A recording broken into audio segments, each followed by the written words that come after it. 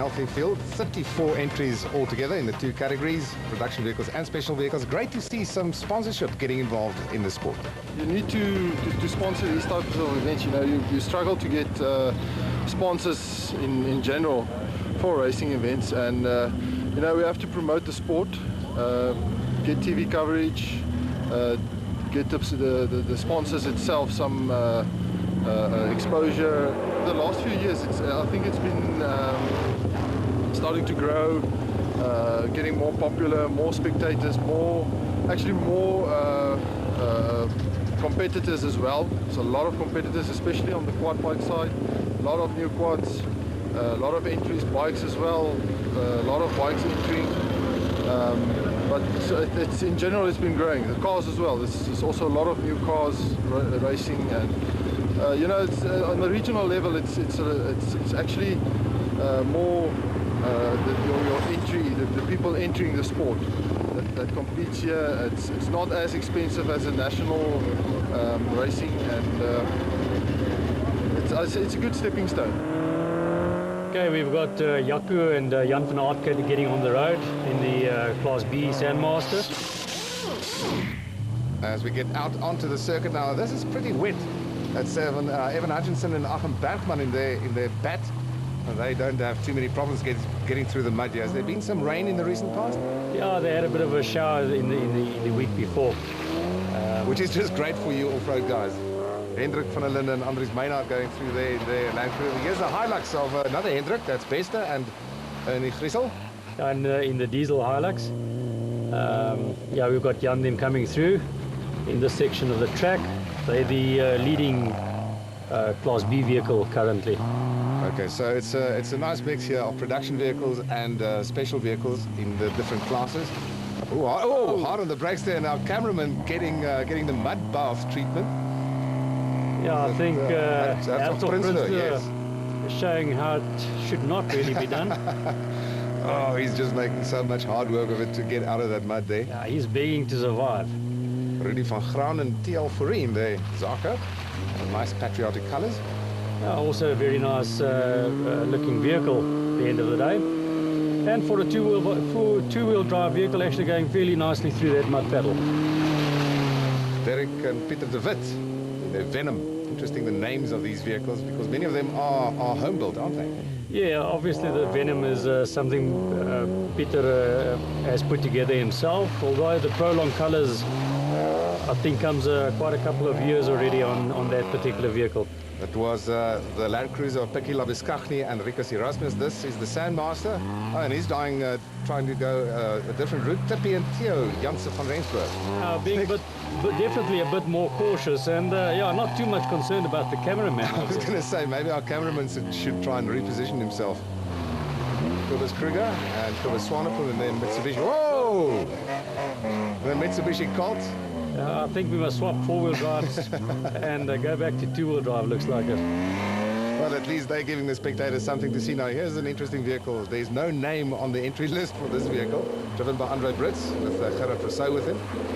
Yeah, it's a typically local-built vehicle. Actually, at the end of the day, you go and have a closer look at the vehicle, fairly nicely built. It hasn't got all the nice, smooth lines, but it's there to do a job, and it actually does it fairly well. Oh, it's so tricky in these slippery conditions there.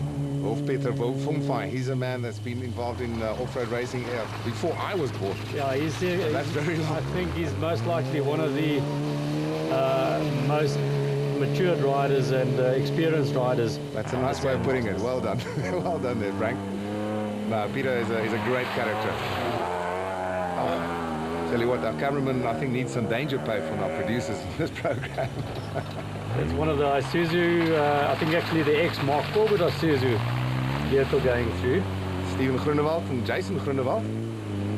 It's nice to see families getting involved, not only in the supporting roles, but also, in fact, competing. In the Northern Regions series on the regional level, you'll actually find a lot of brothers, wife and husband teams, and even father-son teams, father-daughter teams combinations in the majority of the classes. Here's our man, Helmer van Gesselen, and he's along with Ernst. Again, a family combination. And the same here with Yaku and David Duplessis in another home-built car, it looks like it, number 63. How much time do these guys spend? They must spend a lot of time building and preparing these cars. You know, if you build it yourself and prepare it yourself, you can actually sustain the costs, and that's very important for the regional level of riders. Johan Fischer and Jaapie Skutte in there, looks like a Hilux, yes? Yes, it's one of the older shaped Hiluxes, the old models. It just shows you how quickly things can go wrong, and this costs a competitor a lot of time, even though they may just spend 4 or 5 seconds stationary. Yeah, the problem is the athlete's going to come up to you shortly, you know, he's going to start pushing you to move over. And you don't want that pressure necessarily, because that results in maybe another mistake. Just after the Baja buggy of Nick Oosthuizen and Keith Skuman, this is Andre Vermeulen along with Wenzel Pretorius in the AC Special, and this looks like a very familiar site for off-road races.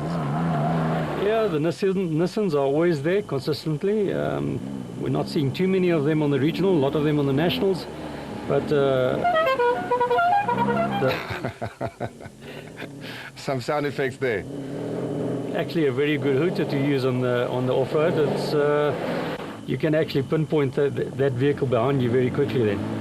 Here's Leon and Kevin Barker in their special vehicle.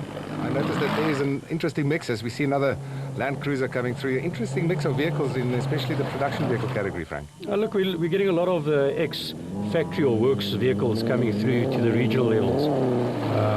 Once they've done maybe a year or two on national, these vehicles get passed down at reasonable tariffs to the regional competitors. And does the same go for special vehicles? Special vehicles, not that much. You can notice it's a little bit of a different class of vehicle on the regional level. Not as high spec, high tech as what you're seeing on the nationals, although the Zarcos are up there as well in terms of technology. But it's all about cost. The production vehicles that are being passed down from the factories are relatively affordable. Where like a BAT and a Jimco, one of those vehicles are not that affordable, that easy to obtain. Ernst Hutting and Roy van Zaten coming through in their Class B car. Yeah, and Gustav Pinaar and Minette Pinaar coming also through in a Class B. Just looking at the competition, Frank, like I asked in the bikes and the quads, how competitive are the special vehicles and how competitive are the production vehicles?